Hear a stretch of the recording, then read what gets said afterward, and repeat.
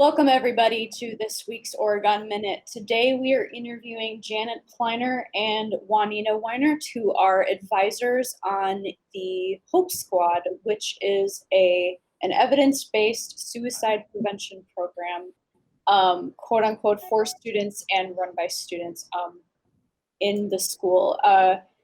Janet is a social emotional learning coach at the middle school and high school, and Juanita is a health and family consumer science teacher. So welcome to both. Thank you. Thank you for having us. Yeah. Besides being an evidence-based suicide prevention program for students, can you define what the Hope Squad is and when did it first form? Yeah, so Hope Squad is, based out of our state of Utah, and it's been used in schools across the nation for many years. Hope Squad student members focus on educating students with the goal of reducing the stigma associated with mental illness and mental health. So this program allows peers to confide in each other when they're struggling. So they attend training to be able to learn how to show empathy, listen without judgment, and reduce stigma regarding help seeking and mental illness. Then you asked how we kind of came about, so how this was first formed. Yeah, how did it find Oregon and when did it come to Oregon? Yeah, so Rachel Etham, who is a child health advocate program manager for UW Health and American Family Children's Hospital. And then Haley Miller is the child safety coordinator for UW Health and Family Children's Hospital. They both approached Amy Miller and shared some information about the suicide prevention program, Hope Squad. So Amy Miller, in conversation with myself, talked about how we could infuse this into OHS and how would our students benefit. So we were fortunate to have a senior who graduated last year kind of jump on board with us. She saw the need as well. Her name was Kylie Johnson. And then also Jim Pliner, who also collaborated with us all to kind of make this become a reality at OHS. So a lot of support. And then we began to meet in the spring of last year, setting our goals. And then the end of the summer, we launched, or we got students involved. And we'll talk a little bit later with some of the other questions about what that looked like, how we got students on board. Sure.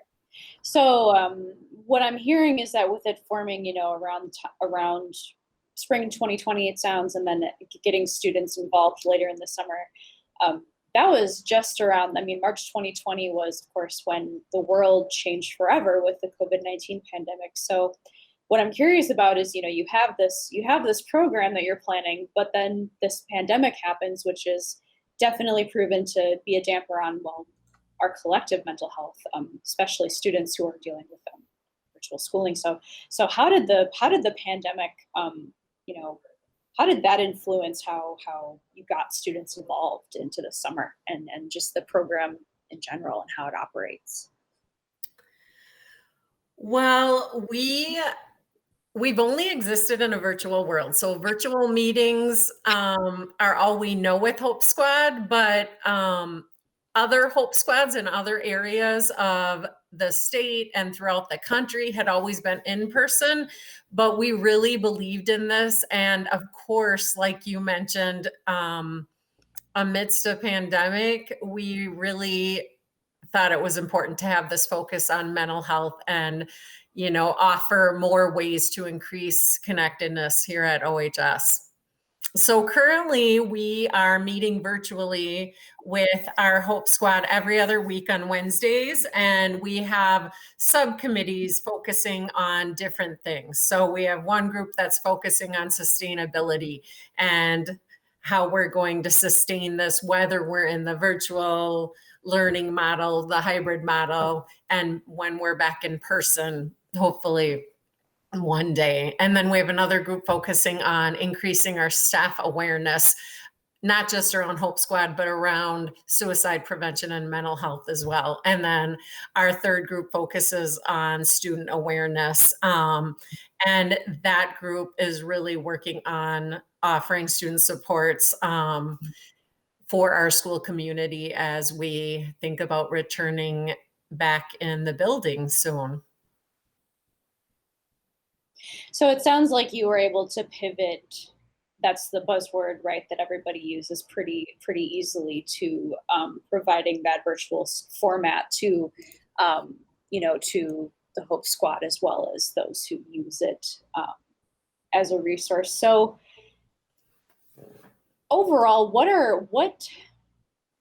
that sounds really interesting, like the sustainability aspect as well as suicide prevention, and then the various different genres that this has taken on and worked on. But what are some of the things that the Hope Squad overall aims to accomplish with its participants? And how can a student participate in the Hope Squad?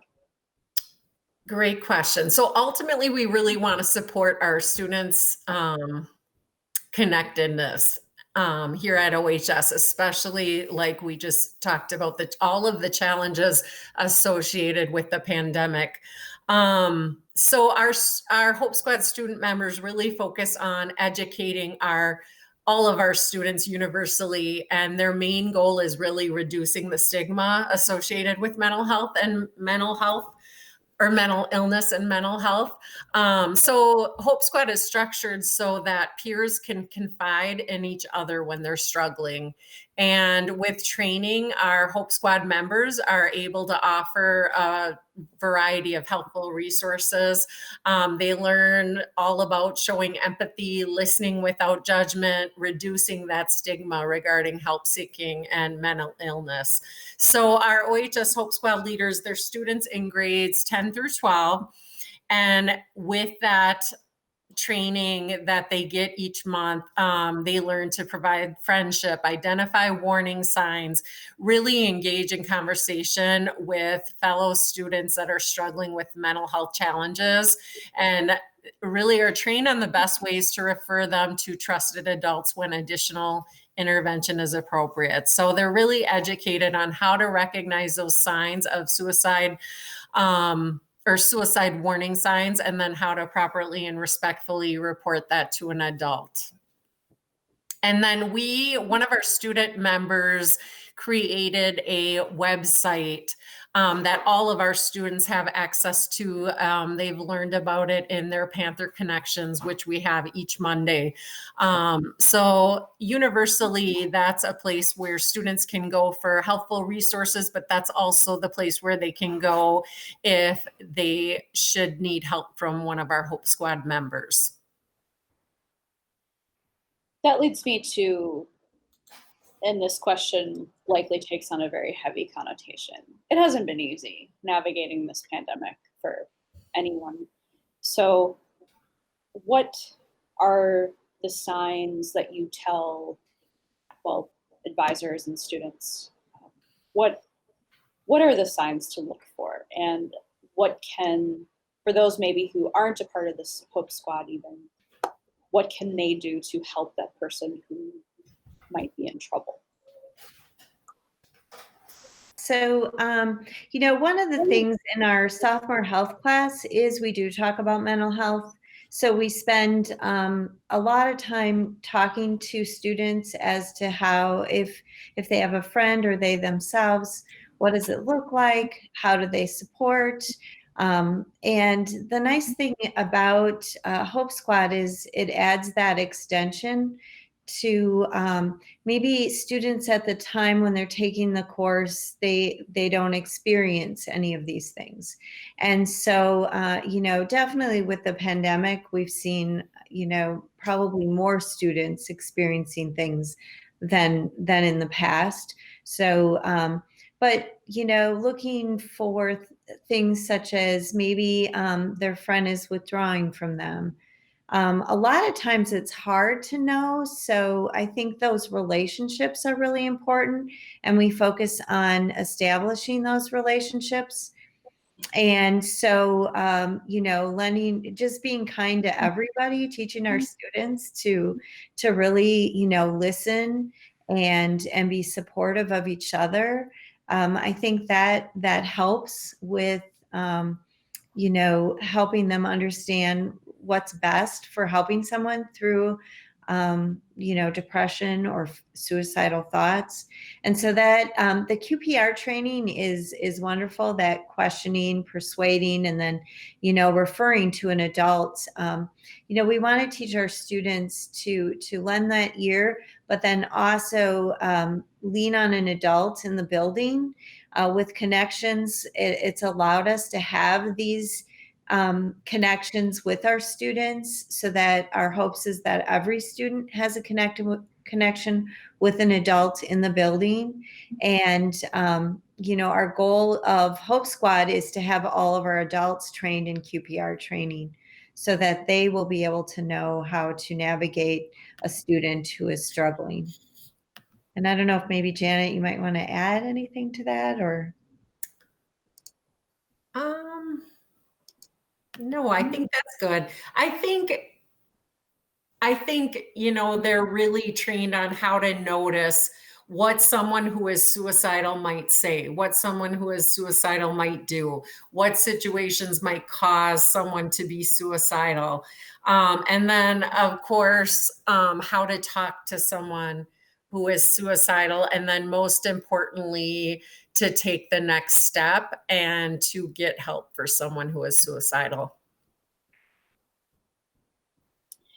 We know that with the signs that people exhibit, it's different for everybody. Everybody's mind works differently. But what are some of the most common signs that one might observe and prompt a student to tell an adult about what they're observing? I think, I know this might sound a little strange, but I often have students, I say it might look like a student is feeling sorry for themselves. And maybe they're trying, or seeking some attention in some aspect. But sometimes you have to really look at the whole picture, but understand that that's not what mental illness is. It's they have to be able to dig deeper and understand that this person needs support, whether they're suicidal or not. If someone's reaching out and just saying, I'm struggling or I'm having a hard time, I think the biggest thing is teaching our students how to communicate. If they're struggling, it's okay to ask for help. And the reason for Hope Squad, the one thing that I really love about Hope Squad is that training our students, because in all the years that I've worked at the high school, 20 some years, I have seen students go to each other, and then they have to try to figure out how to navigate that. And so I love that we're training students, and we'll continue to train more and more students, so that we can really get these students to know how to support each other, and where to go if I don't know what to do. It's okay to not know, and it's okay not to be okay and feel like you're struggling. So I think that's the biggest thing, is it looks like maybe they're attention seeking, but that's not what it is, but that's what it kind of sometimes shows itself to be. Yeah, and I think in addition to, Juanita, you did a good job of explaining like things that they might say, or the feelings that they might be having, that they might be communicating. But I also think a big piece that we talk to students about too is recognizing like changes in behavior. So if they are withdrawing from friends, or taking risks that they wouldn't normally take, or, there are changes in eating or sleeping or other things like that, like the changes in behavior, those can also be warning signs for sure. And I think, Janet, I like that you said that, because really they know each other they know their friends and they know them well. And so to be able to identify that and notice that is important. Yeah. I think the message "it's okay not to be okay" I think is really important during the age of COVID, and so that I mean you have if you have somebody who's already struggling and then you have the pandemic to and the isolation that comes with that to to pile on that can create a very vicious cycle. So so what is the added value of this program, this group during the pandemic? I think just as we know, the pandemic has certainly taken a toll on people's mental health. All of the changes can impact our mental health. So the reality is that so many of our students are struggling, whether it's anxiety, stress, depression. I love that this group's focus is really on mental health and students' social emotional well-being at this time. It's a great focus. And I think, the more work we do around that, the more people are prepared when they do experience those feelings or behaviors that we talked about earlier. So earlier you mentioned that there were those three separate sort of like offshoots of the squad. One that deals more in sustainability, and then how do those things play a role in how this group advises those who might be struggling? So how might something like sustainability play a role? And then now, of course, once again you have the added context of the pandemic, but how does that maybe enrich the advice or the resources that the Hope Squad intends to provide students? Well, I think that the students, the webpage has allowed, I think our biggest thing is trying to, how do I say this? That we just want to get rid of the stigma that's out there. So I think offering, I'll give an example. So today was the first day of classes for my students.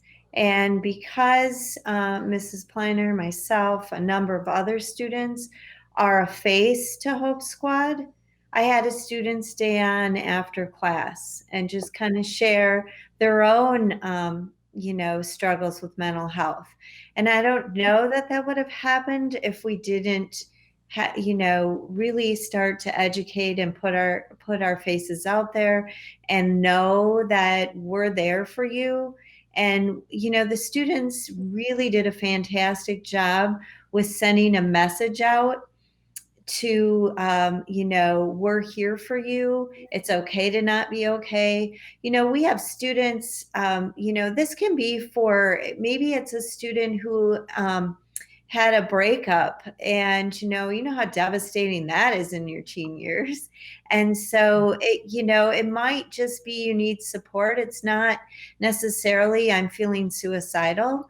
It's I need somebody to kind of hear what I'm dealing with and support me, and maybe somebody outside the circle of my friends, because our teens sometimes worry about, rumors and things getting around. So I think that's part of our building our Hope Squad, is to be able to have that picture. And this is new. This is our first year kind of rolling this out. I envision that it will continue to build, and we'll continue to have more students involved. And, I think that'll make a big difference. Yeah, I think that's spot on, Juanita. I'm really excited that our students are so passionate about it, and we as advisors too just really feel that this is sort of the right fit to meet our school community's needs during this time, and during the pandemic and beyond. I love what you said, Juanita, about just our students being available and making sure that that's known to our school community, whether we're in virtual learning or online learning or they're in person, they know this is a group that they can reach out to. And research shows that teens often do reach out to peers more often than seek out adults. So we feel super fortunate to have this great group of students willing to serve our school in this way. What do you hear from advisors, from the students who participate, and the students who have used this program and have talked to the peers on the Hope Squad? What do you hear from them in terms of how it's helped and impacted them? We knew this year we really focused on some universal efforts to really increase the communication around what this group is about, and that we're here even in the virtual world. So that's been a huge component of this first year. However, we know that some students have reached out, and I think those conversations have been really good ones. And Juanita, I'm sorry, I feel like I interrupted, and maybe you were going to speak to that. No, I agree. I think that you're right, Janet. Our students, I think it's they're slowly filtering in.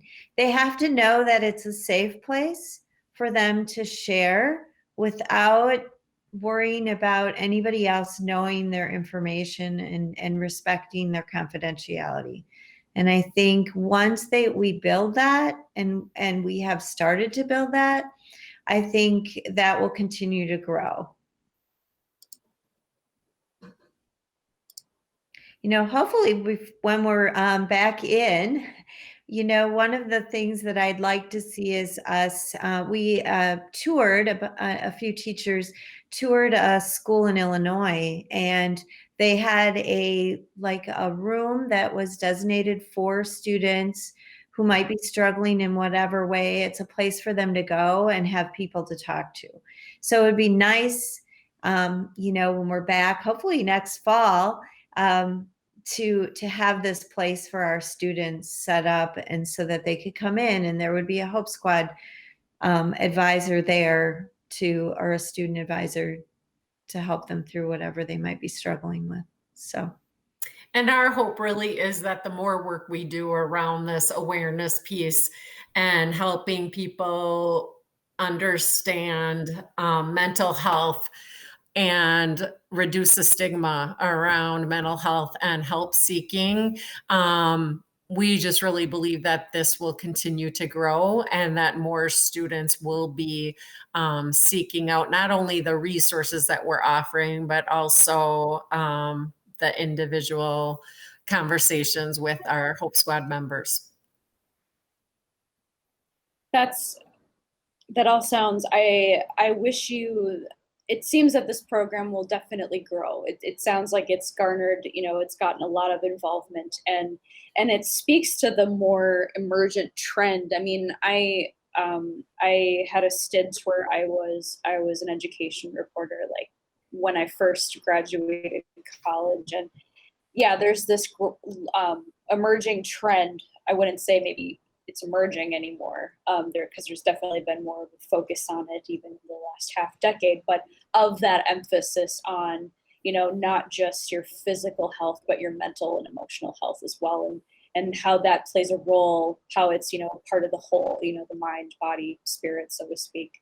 And I think this program and others like it definitely speak to the ever increasing need, as our education system continues to change and function, especially during the pandemic. It would seem that as a correlation, I would assume more of these things, like the Hope Squad, are to grow and emerge. So that I would anticipate that you'll likely have more participation. It makes me think of my own high school career and how I would have maybe wished there was a program like this back. I mean, this was even in 2013 when I graduated. So, but I think that this is a wonderful place to conclude, unless there are any other. Do either of you have anything else you would like to tell our viewers about the Hope Squad? I think I wanted to add about how they become a member, because we have had a number of students reach out to us and say, I want to be part of Hope Squad. So it's a little bit different than being part of like student council. So, you know, we'll grow it, but you have to be nominated by a peer to be able to be part of the program. So what that means is, so we put out a survey to the school last year, and we asked them to identify who are some peers in your lives that you feel like if you were struggling for whatever reason, you could reach out to them and they would be the person you would go to. And then who are the teachers in the building that are also showing you those types of, you know, that same kind of grace? Like, who could you go to if you were struggling? And so then we put together this survey. We had students vote. At the time, you know, there were a number of students that voted, but I think this next year, when we do this again in the spring, we'll have more students, because we have been in connections. Students know what Hope Squad is, and our students have done a really good job rolling that out and really identifying what it is. But that was very, very helpful to building, to at least start somewhere. Who are the students in our building that can help us make this grow? And we have a wonderful team with us to start this. And that's how students become part of the group. So all we have to say is, in the spring, have your friends vote for you if you feel like you would like to be a part of this group and you know how important it is. So we'll grow again next spring, and then they'll have to go through training. And we do have a parent component.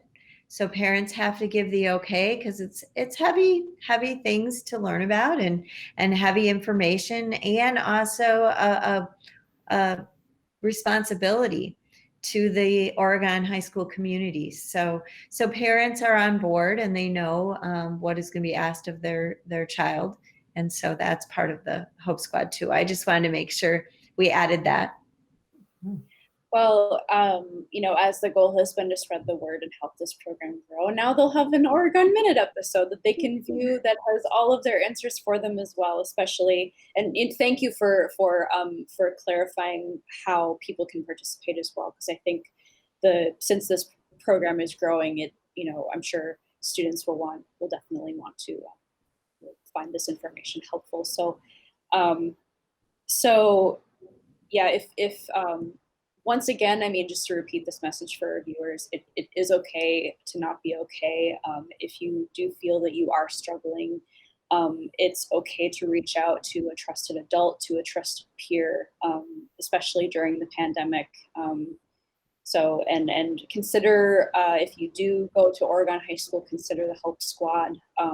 You know, you have all this information available to you, and Jaunita and Janet, as well as the other advisors, are available to help as well. So as always, to our viewers amid the pandemic, you know, stay safe out there, social distance, wear a mask, and of course, tune in every Thursday at 7 p.m.